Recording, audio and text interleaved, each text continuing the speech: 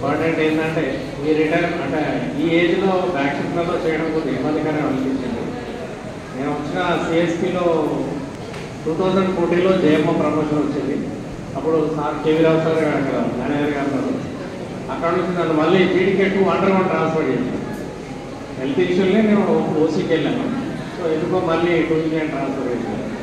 Just ఒక 6 months తర్వాత అప్పుడు సిహెచ్ వెంకటేశ్వరరావు గారు ఉండే మునుగోడు సార్ గారు కొద్దిగా హెల్ప్ చేసి సార్తో మాట్లాడి సార్ మంచి శ్రీనివాస్ గారు మంచి ఫాలోఅప్లో ఉంటాడు, వీరి సేవలు సిఎస్పికి అవసరం పడతాయి సార్ వాడుకున్నాను సార్ అడ్వైస్ ఉంటే సార్ నన్ను టూల్ క్లైన్ నుంచి తీసి డిప్రెషన్ మీద సిఎస్పి వెళ్ళాను.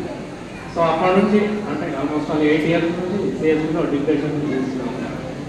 నేను ఉన్నప్పుడు సిహెచ్ వెంకటేశ్వరరావు జీఎం, తర్వాత విజయపాల్ రెడ్డి గారు, ఆ తర్వాత Narayana sir, Srinivas sir, AGM గారు కూడా ఎవరు కూడా నాకు డిస్టర్బ్ చేయలేదు. చాలామందిని అడిగాను నేను డైరెక్టర్స్, సార్ నాకు ఒక ట్రాన్స్ఫర్ చేయండి, మీ డిప్రెషన్ మీద ఉన్న ఏదైనా డిస్టర్బెన్స్ అంటే చాలామంది డైరెక్టర్ నేను ఎవరైనా డిస్టర్బ్ చేస్తే మా దగ్గర రావాలి, నువ్వు ఎందుకు వస్తున్నావు, నేను ఎవరైతే అడుగుతలేరు కదా, అడిగినప్పుడు చూద్దాం కానీ. చాలా సంతోషం, దానికి అందరికీ నేను కృతజ్ఞతలు చెప్తున్నాను. ముఖ్యంగా నేను చెప్పాలనుకునేది అంటే ఇంపార్టెంట్ సింగరేణి విషయంలో మా నాన్నగారు కూడా ఫోన్ కట్టర్గా చేశారు. చాలా హార్డ్ వర్క్ అప్పుడు జీడీకే 2లో, నేను అదే జీడీకే 2లో యాజ్ ఏ ఆఫీసర్గా చేస్తూ రిటైర్ అవుతున్నాను. నాకు చాలా సంతోషం. ఇప్పుడు మా బాలసుబ్రహ్మణ్యం గారు చెప్పినట్టు నేనంతా ఇదే ఏరియాలో తిరిగేది. అప్పుడు ఇదంతా ఎంత ఉండేదంటే మా లక్ష్మీనగర్లో ఉన్నాను నేను. అక్కడ నుంచి ఇక్కడికి రావడానికి మా భయం అయ్యేది, ఇళ్ళకి గెస్ట్ రావాలంటే.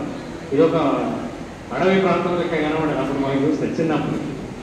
కానీ ఇప్పుడు అదే ఏరియాలో వచ్చి మీ అందరి ముందు సంతోషంగా సన్మాన కార్యక్రమం నిర్వహిస్తూ ఇక్కడ నుంచి వెళ్తున్నందుకు చాలా సంతోషంగా ఉంది. ఒక విషయం చెప్పి ముగిస్తాను. నాకు జూలై 2020లో నాకు కరోనా ఎఫెక్ట్ అయింది. అప్పుడు నేను యాక్చువల్గా మా ఫాదరు నేను ఎవరైనా కానీ సింగరేణి హాస్పిటల్ అంటే పోగొట్టాను.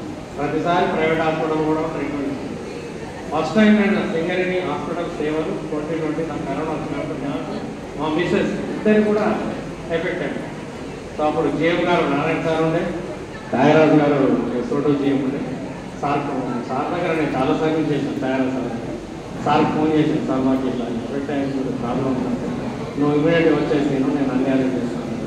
అప్పటి వరకు నైట్ 108 అంబులెన్స్ మాట్లాడుతూ మీకు తెలుసు ఫేజ్ 1 ఫస్ట్ కరోనా ఎంత సీవియర్ ఉంది, ఎంత లాక్డౌన్ అవుతుంది. ఆ పీరియడ్లో మా ఇద్దరం వచ్చి సింగరేణి హాస్పిటల్ అడ్మిట్ అయ్యి 14 days అక్కడ ఉంది. దాసరెడ్డి శ్రీనివాస గారికి మంచి హెల్ప్ చేశాడు, మాకు అన్ని అరేంజ్మెంట్ చేయాలి. ఎందుకంటే ఎవరి దగ్గర ఇవంతా నర్సు వార్డు బాయ్ కూడా అది జైలు వేసి స్థానం వేసాను మా రూమ్ని. అంత దారుణమైన సిచ్యువేషన్ అనుభవించాను.